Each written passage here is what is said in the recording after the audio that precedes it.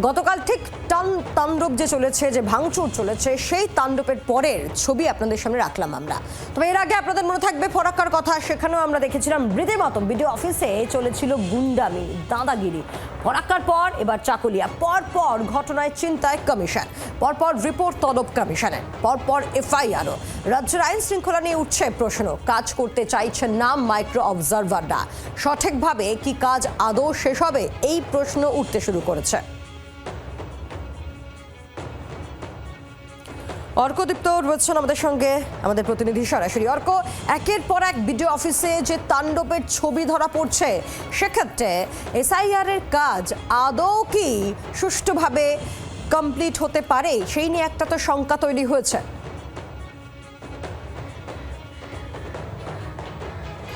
SIR এর কাজ দেখো সুষ্ঠুভাবে সম্পন্ন হবে কিনা সময় বলবে। কমিশন চেষ্টা করছে কমিশনের মতো করে কাজটা শেষ করার। এসআইআর এর অনেক সিংহভাগ কাজই কিন্তু হয়ে এসছে। February first week of the hearing চলবে, তারপরে চূড়ান্ত তালিকা 14 তারিখে ফেব্রুয়ারি মাসের।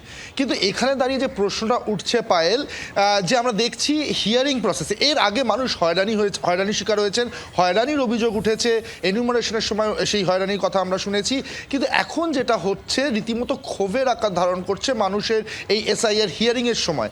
কেন ক্ষোভের আকার ধারণ করছে, ক্ষোভের আকার কেন ধারণ করছে তার আগে আমি বলে নিই, শুধু এই যে চাকুলিয়া বা ফারাক্কা এই ঘটনাগুলো নয়, বিভিন্ন জায়গায় বিভিন্ন জেলাতে আমরা দেখছি সাধারণ মানুষ তারা পথে নামছেন এসআইআর হিয়ারিং এর বিরোধিতা করে। অর্থাৎ এসআইআর হিয়ারিং এর জন্য তাদেরকে রীতিমতো নাকাল হতে হচ্ছে, এবং সেখান থেকেই একটা পুঞ্জীভূত ক্ষোভ, একটা দলবদ্ধ ক্ষোভ কিন্তু আমরা দেখতে পাচ্ছি রাজ্যের বিভিন্ন জায়গাতে। আজকেও বিভিন্ন জায়গাতে রাজ্যে এই ক্ষোভেরই বহিঃপ্রকাশ দেখবো আমরা। মানে সেইরকম কর্মসূচি নিয়েছেন, বহু জায়গায় সাধারণ মানুষরা পথে নামতে চলেছেন।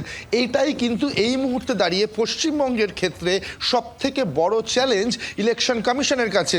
এবং এই জায়গাতে দাঁড়িয়ে আমরা দেখেছি ফারাক্কাতে মাস উইথড্রল লেটার দিয়েছেন মাইক্রো অবজারভাররা কাজ করতে চাইছেন না। বেশ কিছু মাইক্রো অবজারভার রাজ্যের মুখ্য নির্বাচনী আধিকারিকের দপ্তরে এসেছেন, অব্যাহতি চাইছেন কাজ থেকে।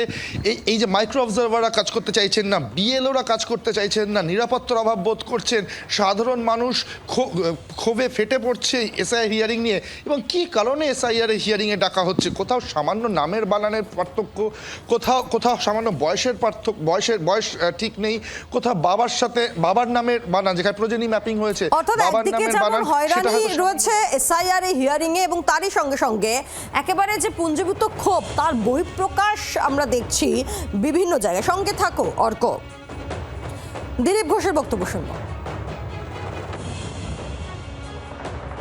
উত্তরবঙ্গে আমাদের সংগঠন আছে, আনুপাতিকভাবে উত্তরবঙ্গে সন্ত্রাস কম, কারণ ওখানকার মানুষ শান্তিপ্রিয়।